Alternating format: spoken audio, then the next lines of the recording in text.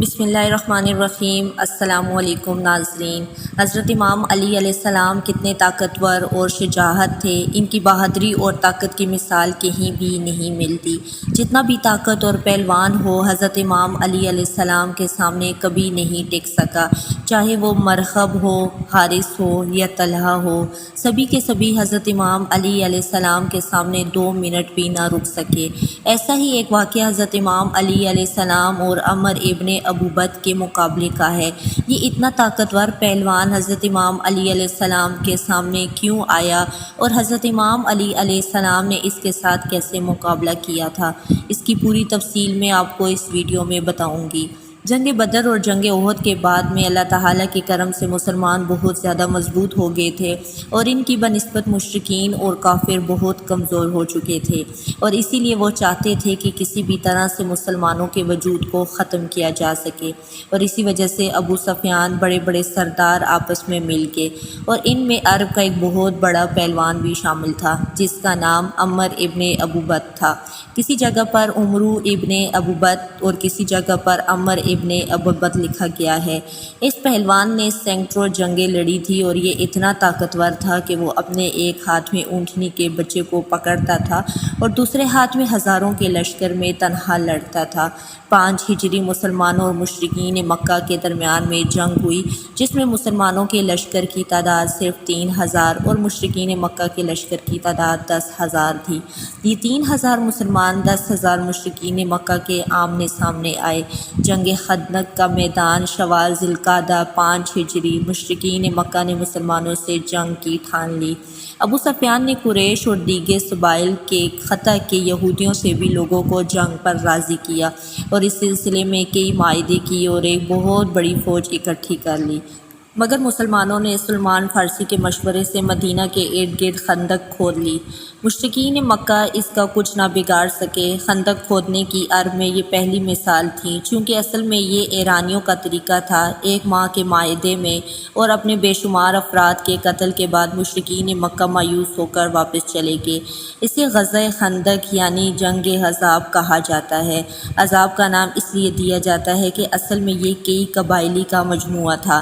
اس جنگ کا ذکر قرآن مجید کی سورۃ الاحزاب میں بھی ہے۔ جنگ احد کے بعد قریش یہودی عرب کے دیگر بت پرست قبائل کے درمیان طے پایا کہ مل جل کر اسلام کو ختم کیا جائے، اور اس سلسلے میں پہلا معاہدہ قریش کے سردار ابو سفیان اور مدینہ سے نکالے جانے والے یہودی قبیلے بنی نذیر کے درمیان میں ہوا۔ اس کے بعد بنی نذیر کے نمائندے نجد روانہ ہوئے اور وہاں کے مشرک قبائل اوقفنان اور بنی سلیم کو 1 سال تک خیبر کا موصول کر دیا۔ مسلمانوں کے خلاف جنگ پر آمادہ کیا۔ اسلام کے خلاف اس اتحاد کو قرآن نے احزاب کا نام دیا۔ ان میں ابو سفیان کی قیادت میں 4000 پیادل فوجی، 300 گھوڑے اور 1500 کے قریب شتر سوار یعنی اونٹوں پر سوار شامل تھے۔ دوسری بری طاقت قبیلہ غلزمان کی تھی، جس کے 1000 سوار انینا کی قیادت میں تھے۔ اس کے علاوہ بنی مرحہ کے 400، بنی شجاع کے 700 اور کچھ دیگر قبائل کے افراد شامل تھے۔ مجموعی طور پر تعداد 10,000 سے تجاوز کر گئی، جو اس زمانے میں اس علاقے کے لحاظ سے ایک انتہائی بڑی فوج طاقت تھی۔ یہ فوج تیار ہو کر ابو سفیان کی قیادت میں فروری یا مارچ 627 عیسوی میں مسلمانوں سے جنگ لڑنے کے لیے مدینہ روانہ ہو گئی۔ حضرت محمد صلی اللہ علیہ وآلہ وسلم کو اس سازش کا علم ہوا تو آپ صلی اللہ علیہ وآلہ وسلم نے اصحاب سے مشورہ کیا۔ سلمان فارسی نے ایک دفاعی خندق کھودنے کا مشورہ دیا، جو عربوں کے لیے ایک نئی بات تھی۔ حضرت محمد صلی اللہ علیہ وآلہ وسلم کو یہ مشورہ پسند آیا، چنانچہ خندق کی تعمیر شروع کی گئی۔ مدینہ کے ارد گرد پہاڑ تھے اور گھر ایک دوسرے سے جڑے ہوئے تھے، جو ایک قدرتی دفاعی فصیل کا نام کرتے تھے۔ ایک جگہ کوئی عبیدہ کوئی راتی کے درمیان میں سے حملہ ہو سکتا تھا، اس کی یہ وہاں خندق کھودنے کا فیصلہ کیا گیا۔ اس کی کھدائی میں حضرت محمد صلی اللہ علیہ وآلہ وسلم سمیت تمام لوگ شریک ہوئے۔ اس دوران میں سلمان فارسی نہایت جوش و خروش کے ساتھ کام کرتے رہے اور اس وجہ سے انصار کہنے لگے کہ سلمان ہم میں سے ہیں اور مہاجرین کہتے ہیں کہ سلمان ہم میں سے ہیں۔ اس پر حضرت محمد صلی اللہ علیہ وآلہ وسلم نے فرمایا کہ سلمان میرے اہل بیت سے ہیں۔ کھدائی کے دوران میں سلمان فارسی کے سامنے ایک بڑا سفید پتھر آیا جو ان سے ایک دوسرے ساتھیوں سے نہ ٹوٹا۔ آخر حضرت محمد صلی اللہ علیہ وآلہ وسلم خود تشریف لائے اور کلہاڑی کی ضرب لگائی اور ایک بجلی سی چمکی اور پتھر کے دو ٹکڑے ہو گئے۔ حضرت محمد صلی اللہ علیہ وآلہ وسلم نے تکبیر بلند کی۔ دوسری اور تیسری ایسا ہی ہوا۔ 20 دن میں خندق مکمل ہو گئی جو تقریباً 5 کلومیٹر لمبی تھی اور تقریباً 2.25 سے 2.5 میٹر گہری تھی اور اتنی چوڑی تھی کہ ایک گھوڑے سوار چست لگا کر بھی پار نہ کر سکتا تھا۔ مسلمانوں کی تعداد 3000 کے قریب تھی جو 15 سال سے بھرے تھے وہ جنگ میں حصہ لے سکتے تھے۔ خندق کھودنے کے 3 روز بعد دشمن کی فوج مدینہ پہنچ گئی اور خندق دیکھ کر مجبوراً رک گئی۔ ان کی عظیم فوج اس خندق کی وجہ سے ناکارہ ہو کر رہ گئی تھی۔ کئی دن تک ان کے سپاہی خندق کو پار کرنے کی کوشش کرتے رہے لیکن کامیاب نہ ہو سکے۔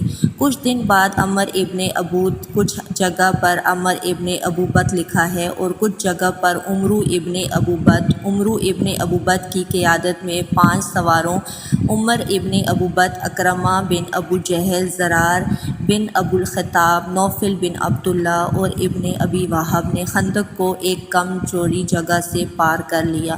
عمر بن ابوبت عرب کا مشہور سوارما تھا اور اس کی دہشت سے لوگ کانپتے تھے۔ اس نے صبح اسلام کو للکار کر جنت کا مذاق بناتے ہوئے کہا کہ اے جنت کے دعوے دارو، کہاں ہو؟ کیا کوئی ہے جس سے میں جنت کا روانہ کر دوں یا مجھے دوزخ میں پہنچا دے؟ وہ اپنی بات کی تکرار کرتا رہا۔ حضرت محمد صلی اللہ علیہ وآلہ وسلم نے فرمایا کہ کوئی ہے جو اس کے شر کو ہمارے سروں سے دور کر دے۔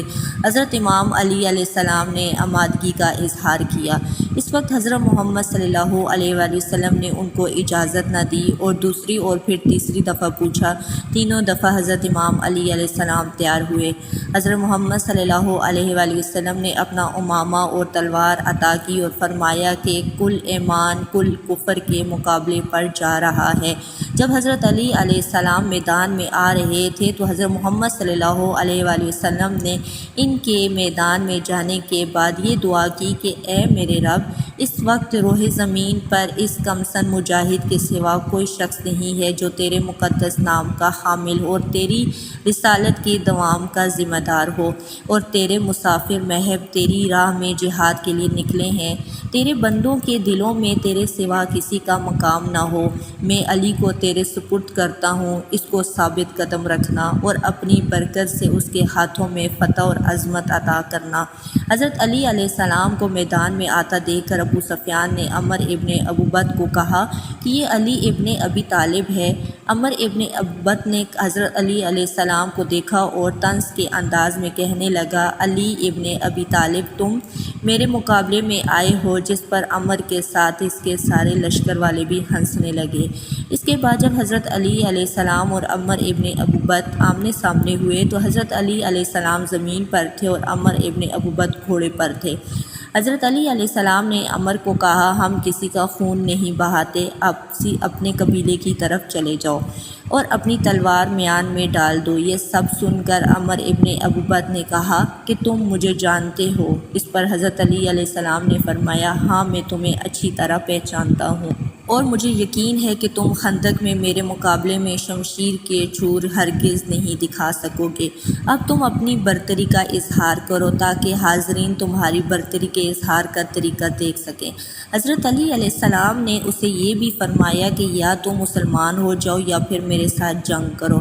یہ سب سن کر عمر ابن ابوبت لشکر کی طرف منہ کر کے سب کو کہتا ہے کہ یہ نوجوان مجھے نصیحت کر رہا ہے اور 2 باتوں میں سے ایک کا انتخاب کرنے کو کہہ رہا ہے، یا تو میں مسلمان ہو جاؤں اور تمہیں تنہا چھوڑ دوں یا اس کے ساتھ جنگ کروں۔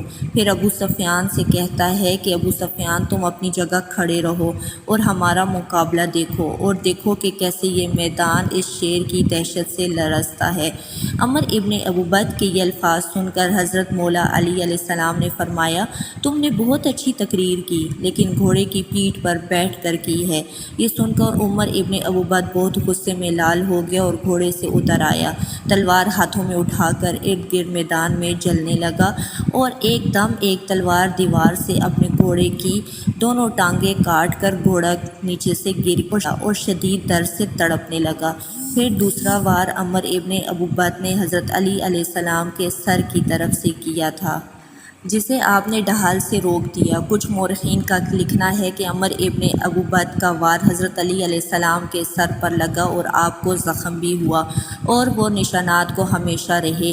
حضرت عبد الرحمن ابن ملجم نے حضرت علی علیہ السلام پر نماز پر وار کیا تھا۔ حضرت عبد الرحمن ابن ملجم کا وہی تلوار کا وار بھی آپ کو اسی نشان پر لگا جو عمر ابن ابوبکر کی تلوار سے ہوا تھا۔ جنگ خندق میں عمر ابن ابوبکر کے وار کے بعد حضرت علی علیہ السلام نے اپنی تلوار میان سے نکالی اور ایک ہی زوردار وار سے عمر ابن ابوبکر کے پاؤں کو کاٹ دیا اور وہ نیچے گر کر تڑپنے لگا۔ اس کی یہ حالت دیکھ کر اس کے ساتھی بھاگنے لگے اور سارا لشکر حضرت علی علیہ السلام کی دہشت سے لرز اٹھا۔ سب ادھر ادھر بھاگنے لگے اور مسلمانوں کے لشکر میں اللہ اکبر کی صدائیں بلند ہونے لگیں۔ حضرت علی علیہ السلام نے اس سے مخاطب ہو کر کہا کہ اب تمہیں اپنے پاؤں کی تکلیف سے اس گھوڑے کی تکلیف کا کچھ اندازہ ہوا جس کے تم نے پاؤں کاٹ دیے تھے۔ عمر ابن ابوبکر نے تڑپتے ہوئے اپنا لعاب دان حضرت علی علیہ السلام کی طرف دیکھا، جس پر حضرت علی علیہ السلام کو بہت غصہ آیا، لیکن آپ نے اپنے غصے پر قابو پا لیا۔ عمر ابن ابوبکر حضرت علی علیہ السلام سے کہنے لگا کہ اے نوجوان، میرے پاؤں کی تکلیف مجھ سے یہ برداشت نہیں ہوتی، مجھے اس ذلت سے نجات دلاؤ۔ آج تک کسی شخص نے ایسے زمین پر تڑپتا انسان نہیں دیکھا ہوگا جیسے آج میں تڑپ رہا ہوں۔ حضرت علی علیہ السلام نے اسے ایسے ہی چھوڑ کر واپس جانے لگے تو عمر ابن ابوبکر نے کہا، کہاں جا رہے ہو؟